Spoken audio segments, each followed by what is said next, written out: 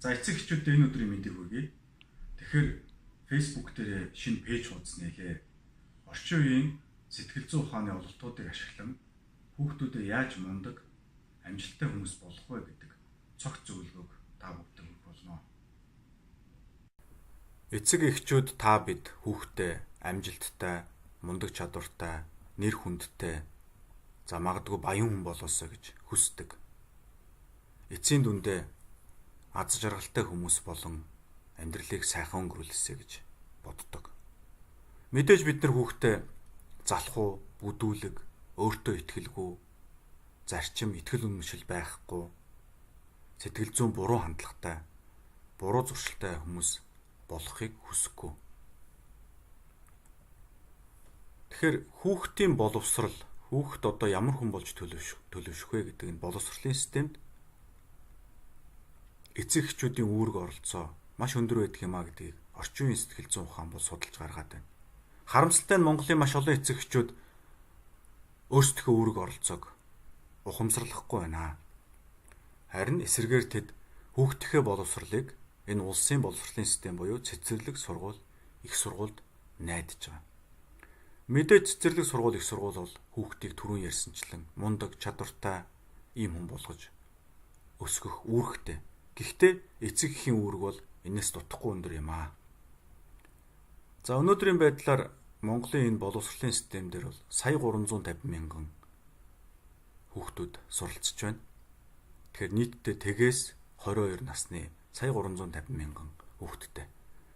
За би та бүгдийг боловсролын систем гэдэг үүнээс хойш бодохдоо заавал эцэг эхийг үүнд оруулж одоо бодох ёстой шүү гэж хэлэх гэж байгаа.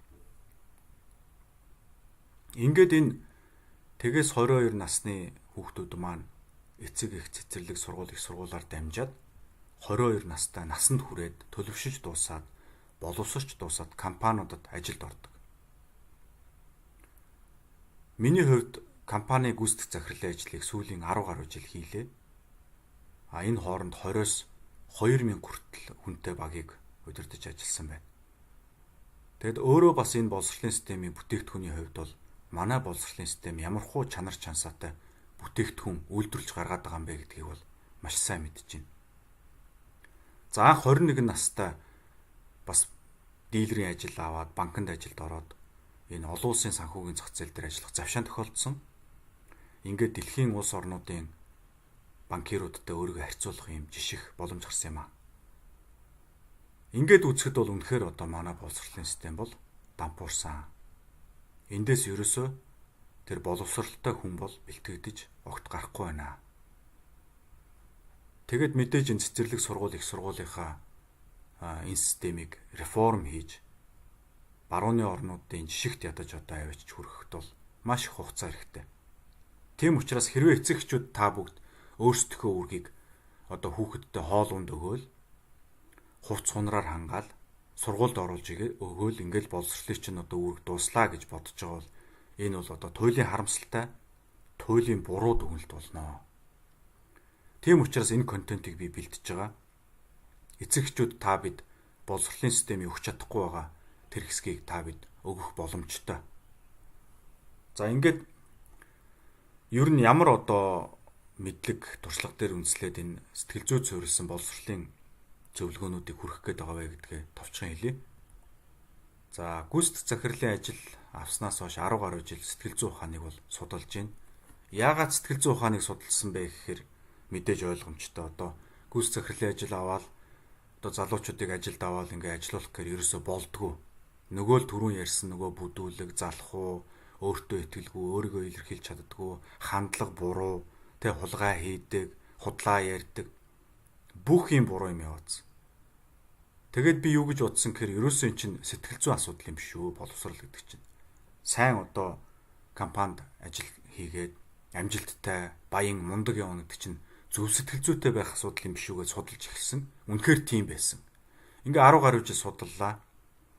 За уншсан номнуудаа та бүгдэд танилцуулъя. Би бас энэ хооронд Беркли гэдэг дэлхийн бас эхний 5-д ордог сургууль сэтгэл зүйн хичээлүүд авч судалсан байгаа. За энэ эхний ном бол сэтгэл зүйн үндэс гэдэг Джеймс Калатын ном байж байгаа. Энэ бол маш сонирхолтой, маш ойлгомжтой бичсэн сэтгэл зүйн бакалаврын ангийн оюутнуудыг үздэг суурь сурах чиг гэсэн үг. За хүмүүсийг хэв шинжид хуваадаг Jerry Berger-ийн Сэтгэл зүйн хэв шинжүүд гэдэг ном байна. За хэв шинжээс гадна хүмүүс бусад хүмүүстэй ялангуяа нийгэмтэй яаж харилцдаг вэ гэдгийг судалдаг нийгмийн сэтгэл зүй гэдэг бас юм салбар ухаан байдаг. Дэвид Майерс багшийн бичсэн юм ном байж байна. За сэтгэл зүйн бас нэг салбар ухаан бол cognition буюу танин мэдхүн сэтгэл зүй. Хүний ой санамж яаж ажилтгийг, хүн мэдээллийг яаж боловсруулж, яаж шийдвэр гаргадаг юм бэ гэдгийг судалдаг маш том салбар байдаг. За мөн байгууллагын сэтгэл зүй энэ одоо Локегийн маш алдартай ном байж байна. За Нобелийн шагналт сэтгэл зүйч Даниэл Канеманы олон нийтэд зориулж гаргасан юм ном байж байгаа. Энэ номонд бол хүний тарих яаж ажилтдаг вэ гэдгийг гаргасан байна. За мөн Нобелийн шагналт Ричард Талерын нааж буюу шийдвэр гаргалтыг хэрхэн зөв болгох вэ? За алдарт сэтгэл зүйч Роберт Чалдинигийн нөлөөллийн сэтгэл зүй гэдэг ном байж байна. За мөн танин мэдхүн сэтгэл зүйг хэрэглээнд хэрхэн ашиглах вэ гэдэг юм Айсингийн ном байна. За эдгээр номнуудыг бол ерөнхийдөө уншиж судалсан. За мөн авсан одоо сэтгэл зүйн курсүүдэд суусан байж байгаа. Тэгээд өөрийн 10 гаруй жилийн гүйц захирлын туршлага дээр үндэслээд та бүгдэд энэ зөвлөгөөнүүдийг хүргэж байгаамаа. Яг одоо судалж байгаа хоёр ном бол энэ хүүхдүүд яаж суралцдаг юм бэ? Нэгдүгээр нь, хоёр дахь нь багш нарт зориулсан сэтгэл зүйн заах арга зүй гэдэг ийм хоёр ном судалж байна. За энэ номыг бол одоо боловсролын системийг реформ хийх стратегийн баримтчгийг би бол одоо бичиж боловсруулж байгаа. Тэрэндээ ерөөхдөө ашиглаж байна. За одоо дахиад нэг чухал ойлголтыг ярив. Боловсрал гэдэг. Боловсралтай залуу, боловсралтай эмэгтэй, хүүхдээ боловсруулна гэд бид нар ярьдаг. Яг боловсрал гэж юуг ойлгоод байгаа юм? Тэгэхээр яг үндэ харамсалтай нь бид нар боловсралыг маш өрөөсгөл харж байгаа. Бид боловсралыг зөвхөн мэдлэг чадвар гэд боловсралын ерөөсөө нэг 30 орчим хувиар л төлөөлөж үзэж байгаа. Тэгэхээр боловсралтай хүн гэж ямар хүн юм бэ гэхээр сэтгэл зүйн ухааны үүднээс бол зөв хүнийг хэлж байгаа юм. Зөв хүн. Зөв хүн гэдэг бол зөв сэтгэл зүйн хандлагатай, зөв дадалтай, өөрийн гэсэн зарчмуудтай тэрийг мөрддөг, итгэл үнэмшилтэй, дээрэс нь мэдлэгтэй чадвартай нэг зөв хүн гэж байгаа. За зөв хүний жишээнүүдийг харъя л да. Сайн түнш байна. Сайн хань байна те. Нөхөр шиг, эхнэр шиг байж чаддаг. За сайн аав байж байна. Үр хүүхдүүдтэй сайн зөв хүмүүс болгож өсгөж чаддаг. Ийм сайн аав байж. Тэрнээс хүүхдээ зүгээр эрхлүүлээд идэх хүмүүс биш. За сайн иргэн улс орондоо өөрийн үүргийг гүйцэтгэдэг. За сайн найз байна те, сайн нөхөр. Тэгэхээр ийм зөв хүний ийм жишээнүүдийг одоо ингэж харж ярьж байна. За бас нэг жишээ үзье. Сайн нябо, нэгтлэн бодогч. Сайн нэгтлэн бодогч зөв хүн мөн үү? Тэгэхээр бид нар бол зөв хүн гэж бодоод байна л да. Үгүй ээ. Сайн нябо гэдэг чинь юу бах нь? Нэгдүгээр нэгтлэн бодогчийн мэдлэгтэй хүн байна. Сургууль сураад нэгтлэн бодохыг сурсан. Хоёрдугаарт энийг практик амьдралд хэрэгжүүлдэг, компаниудын санхүү тайлан тооцоо хийдэг чадварыг эзэмшсэн байна. За сайн ябо. Гэтэл энэ сайн ябоч нь буруу хандлагатай, буруу дадалтай, итгэл үнэмшилгүй, зарчимгүй, хулгай хийдэг хүн байвал яах вэ? Энэ зөв хүн мөн үү? Биш. Тэгэхээр бид нар одоо их андуурдаг л да. Математикийн олимпиадад одоо хүүхдэнд төрүүлчихвэл мундаг зөв хүн болчлоо гэж боддог. Ухаантай хүн болчлоо гэж үздэг. Үгүй ээ. Эн чинь зөвхөн мэдлэг чадварыг л яриад байна. Боловсролын ердөө 30%.